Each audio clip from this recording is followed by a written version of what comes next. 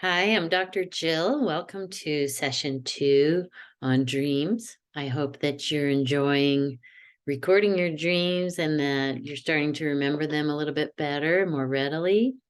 It is important that you get enough sleep, of course, and that you're able to sleep deeply in order to really get the best out of your dream time. Many people are sensitive to caffeine, to screen time, and have to really regulate getting away from screens at least an hour, or for some people it's even 2 hours before going to bed. Other people don't drink any caffeine after noon. All of us have to figure out what are the conditions in which we get the best sleep so we can really tap into our dreams. It's really worth it. Your dreams are so unique to you. When you think about it, it's the entire unconscious that the psyche gets to choose from. So many images, historical figures, animals, nature. I mean, the psyche can choose from this vast realm, and it puts together the right images to speak to you personally. So you don't want to miss that. It's really quite amazing. So I want to talk a little bit about kind of how to move into the dream space a little bit. So I did suggest the book, the little book on dreams, which has some suggestions for memory and being able to remember your dreams. So if you think about it, when you're trying to remember your dream, you can't run at it with your intellect, the thinking mind that you utilize all day. That's a little bit too harsh. You have to sort of back into, if you can think about leaning into the dream space. If you think about your back body, most of us are not as conscious of our back body as we are of our front body. So the back body is already a little bit in the unconscious. So you just kind of lean into your dreams in kind of a soft and open way.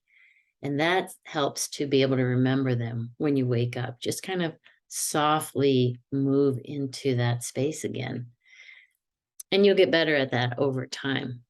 Now, some dreams will just come to you with a rush, with a lot of energy and a sort of penetrating force. They really want your attention. Those we might call nightmares.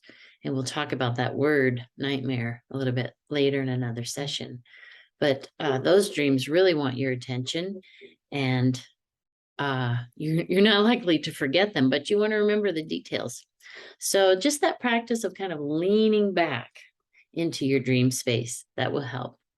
Let's talk a little bit about metaphor, because dreams are speaking in images, stories, metaphor. They are not typically to be taken literally. And we live in a society and a time where people are quite literal and rational. That's really what's been valued most.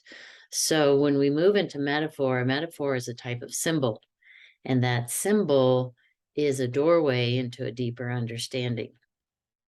So if I dream of my mother, it might be something about my actual mother, or it might be something that my mother represents, or it might be something about the relationship between my mother and I, or it might be something that I've internalized from my mother that I carry forward, whether I like it or I don't like it. The interesting thing about dreams is they're not really judging.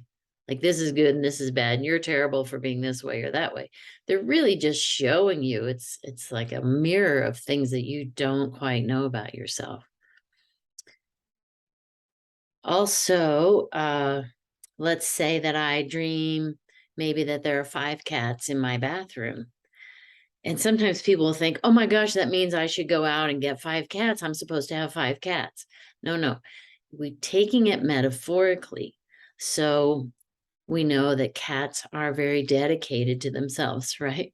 They're dedicated to their own grooming, their own wishes and desires. They're really quite good teachers for self-care and for kind of presencing your needs, both to yourself and maybe to others. So if I dream about 5 cats in my bathroom, maybe 3 are in the bathtub, 2 are in the sink, maybe the psyche is telling me that I need to tend to my own needs more, that I need to to presence my feminine energies.